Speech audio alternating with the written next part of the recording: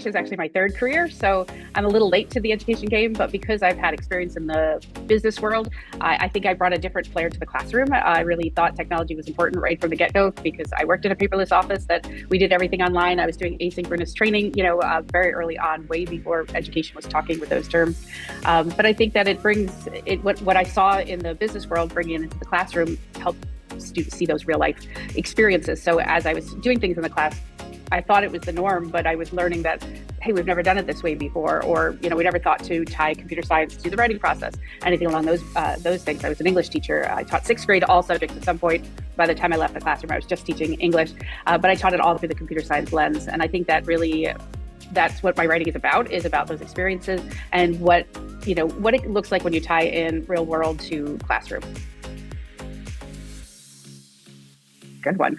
So when I was in the classroom teaching sixth grade, I was also the environmental science club, and a local environmental group had given me a little robot that I had requested as part of like, hey, we want to help support your club. And my students wanted in on the robot. They wanted to do something with it, and I had no coding experience. We were just using the robot to create these public service announcements of how to recycle in the school. But my sixth graders sat me down and they said, and I said, all right, sell it to me. How are we going to use one robot with 160 students? I don't know how we're going to do this. They wrote the lesson plan. We were reading The Lightning Thief, and we were talking about the hero's journey. And the students said, we want to create videos that talk about the challenge, what Percy Jackson's going through in the book, and we're going to use the robot to showcase that challenge. And I just said, go. And we spent a week on the floor in our classroom, painting. We had water that, a lot of cleaning up because the robot could go in water and all that. And we created these incredible videos, and the students were excited, and we were able to bring in other teachers and our communications person to come in and record it. So we have this rich video of what the students were doing. The engagement level was incredible. And then when I actually had to do the summative assessment, it was so much better than the results I'd ever seen before. And it changed everything. I was like, okay, this is what we should be doing. This is how we teach kids. And really, they need to have a voice. They need to have their own way of showcasing their learning.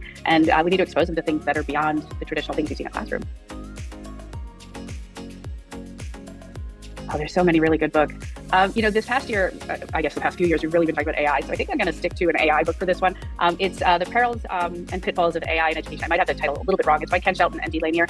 They wrote a really good book about talking about what we have to really think about if we're going to use artificial intelligence with students. It's not the doom and gloom. It's not the formulaic, this is what you need to do if you're going to use it, but it explains the why and the how and, what we should be looking for. It helps us to think critically when we're using new technology in the classroom. And I think it's a really important read that everybody should definitely take a look at. So my first book is Smile Learning, Leveraging the Power of Educational Technology. In that book, we talk about how you could use technology to impact learning. It goes through the SMILE factor or the SMILE formula of shine, motivate, inspire, learn, and overcoming your elephants is the E. And that's really looking at the things that you have to do or the typical things that are roadblocks and how you can overcome them. Architect is it's Architect, TECH, laying the foundation for edtech coaching. I co-wrote that one with my good friend Amy Bloom, and in that book we really give that full look at what it means to be an edtech coach in the world that we live in today, how we can work on our coaching cycles, overcome again those obstacles and challenges that you may have as an edtech coach to make sure that technology is rolled out appropriately. Yeah, both of the books really are about what it means to be an educator today. The first book, Smile Learning, really looks at the classroom aspect of it. What does it mean to have a group of students and these challenges and having all of this curriculum that you have to cover in a short amount of time? It's really looking at it from that holistic, interdisciplinary approach of how you use technology. The Architect one is really about this whole world of edtech coaching, and edtech coaches have been around a long time, but it's really shifted or become something more prevalent in the past few years. And when I go to conferences, I often have different people that are thinking about going to edtech coaching asking, how did you do it? Or what did you do? Or what should I do to help, my teachers? And I realized, actually, it was at FETC that I realized the need for the second book for Architect.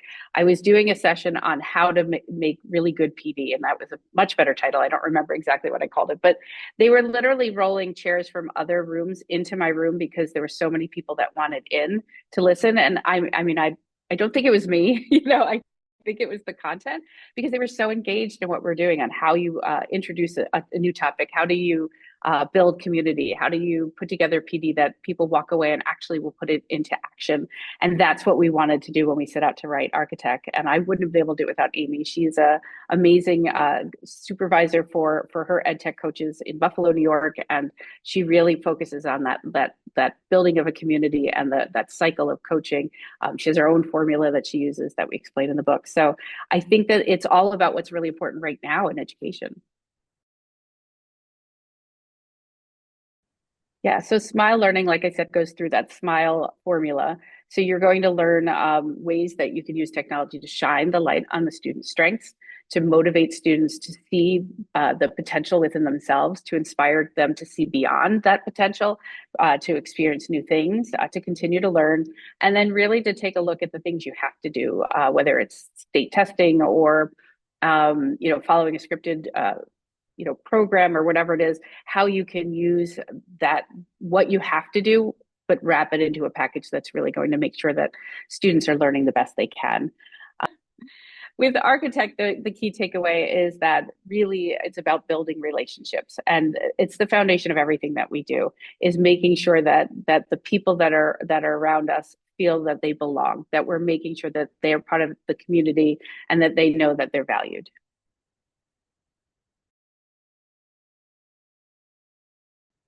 Yeah, we did a lot of research for both of the books as far as things that we've done in the class and things that we have experienced as an ed tech coach. And there are two that I would say that they're not ours, but they're very research based, and I feel like they're really, really good to use.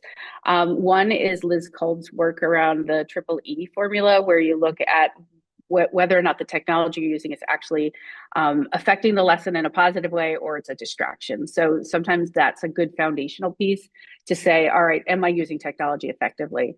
The other one, when you're thinking of ed tech coaching, for example, or you're thinking of modeling good strategies for effective teaching, I would look at Digital Promises Learner Variability Navigator. That is an incredible resource of research-based strategies to make sure that you're reaching all learners. Yeah, I think the book is for everyone, especially SMILE Learning. That really is about the classroom experience. But ed tech coaches can certainly use it to think of ways that they can help teachers integrate or to create interdisciplinary activities. I think it's good for administrators that are looking at how they can support teachers in the use of technology, especially with all the emerging technology we have. For architect, we always say it's for coaches, but really it's for anyone who helps other teachers. It's really meant to help you build that community. Administrators build community, right? Within, teacher leaders build community. It's really about how we can make sure that our teachers are prepared for helping the students. So I think that the books could be for anyone. Course I am. So I'm trying to convince Amy to illustrate a children's book that I wrote. So I'm really, really trying to get her to do it. She has not said yes. She hasn't said no yet either. So I'm really hoping that I can bring this book into the world. It's books about problem solving. I feel like there's a lot of really great books out there, but I feel like we need books that teach the foundational skills for learning. And I think the foundational skills from learning comes from those life skills, or some people call them soft skills, but Simon Sinek calls them life skills. I like life skills better. So problem solving, critical thinking, being creative, those are the focus of what I want. If I'm going to write a children's book, that's what I want it to be. The first book is about problem solving. Yeah, I think that no matter what you're doing, whether you're picking up a book or you're taking a break this summer and reading something fictional, it's do what's right for you, to make sure that you're using your time to help yourself. I think that sometimes we feel like we have to always be doing the next thing. You even asked it, what's the next thing you're writing, right? So I feel like sometimes we're always thinking about those next things, and sometimes it's okay to say, I'm good right now, and I'm just gonna sit back and enjoy the summer. So do what works to make sure that your buckets are full.